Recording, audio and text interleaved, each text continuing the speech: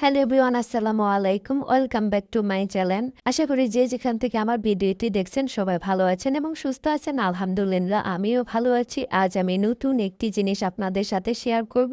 এই মিররটি আমি কিভাবে তৈরি করেছি সেটাই আমি শেয়ার করব আপনাদের সাথে। আমি প্রথমে একটি গ্লাস নিয়েছি রাউন্ড করা, আর রাউন্ড করে একটা প্লাইউড কেটে নিয়েছি।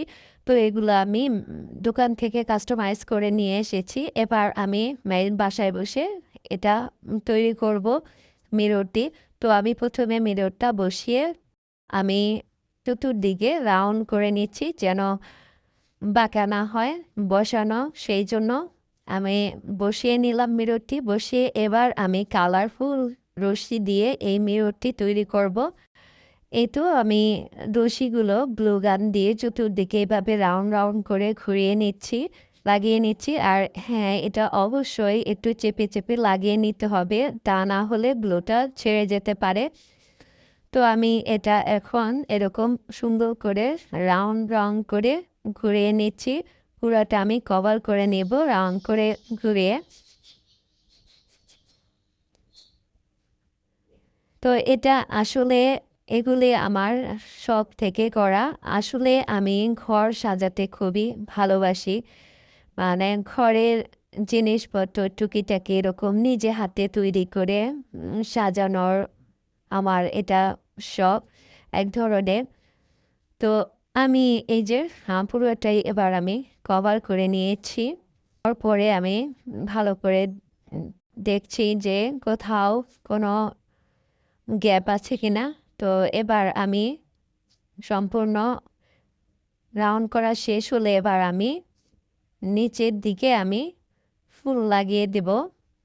এবার আমি পাতা লাগিয়ে নিচ্ছি, সবুজ পাতা। ভিতরে ফুল লাগালে আরও জিনিসটা ফুটে উঠবে। তো এই যে আবার লতা পাতাও আছে, তো আমি লতা পাতাটা কেটে নিচ্ছি। দুপাশে লতা পাতা দিয়ে দিলাম। এবার আমি একটা পিঙ্ক কালার ফুল দিয়ে দিব। এই তো একটা আমি পিঙ্ক কালার ফুল দিয়ে দিচ্ছি।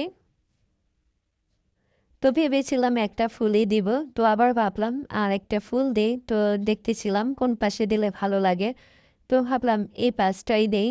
তো এ পাশে দিয়ে দিলাম ফুলটা। তো একটা পিঙ্ক কালার আর একটা হোয়াইট কালার ফুল দিয়ে দিয়েছি। তো আমার কাছে বেশ সুন্দর লাগছে।